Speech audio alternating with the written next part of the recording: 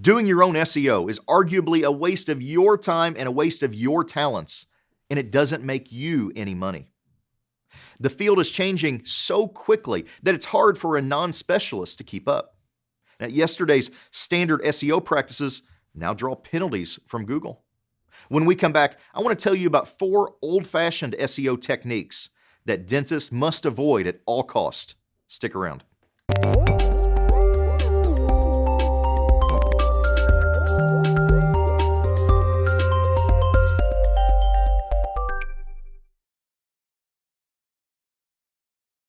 I'm Colin, Receiver, and welcome to the Patient Attraction Podcast. If you're going to be found on Google, you now need good SEO. But yesterday's good or even great are sometimes today's taboos. Google has evolved tremendously over the last 4 or 5 years, and it has very firm ideas about what it wants to see from your website. And it's got a set of penalties that it can and will impose on marketers who use outdated tactics. Here's 4 quick SEO practices to avoid at all costs. Number 1, having microsites or different domains to target particular market segments. Now, this used to be common practice. It was allowed to let marketers pack the site with specific keywords. For instance, we had clients that had 10 or 15 websites. A dentist might have a site devoted exclusively to implants or exclusively to dentures or exclusively to sedation.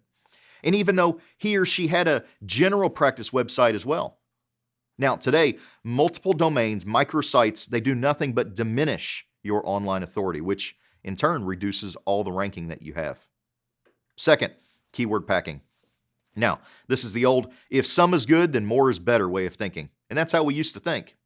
SEO marketers, this probably 10 years ago, used to load their sites with keywords to get a better page rank, even if the pages read very badly to real people. If you've ever been to a website and were reading down and it just didn't sound right, that's what was happening.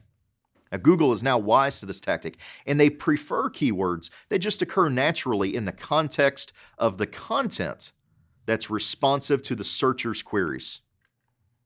Third, buying links or having bogus links on your website. Now, this is practically the kiss of death as far as Google is concerned. The Penguin update to its algorithm is specifically designed to sniff out link cheaters and penalize them heavily. Having guest bloggers on your website is one of these items. Let's be clear, not all guest blogging is bad.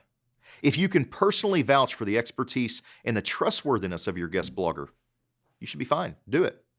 But a lot of the guest blogging has become very spammy, and Google doesn't like it. And in fact, there's no guarantee that your guest blog post is original and unique, which by itself might even draw a penalty.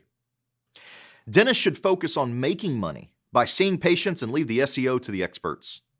Dr. Stafford Connolly from Maryland chose us for our expertise. He had this to say: "When I bought my practice, the previous dentist was averaging 1 to 2 new patients a month. 2 months after having my website built by Colin and his team, I had 19 new patients walk through the door.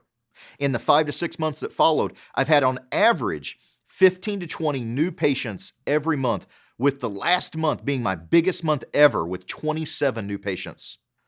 This is all without any other paid advertisements on my part." End quote. Join me for our next podcast. Until tomorrow, keep moving forward.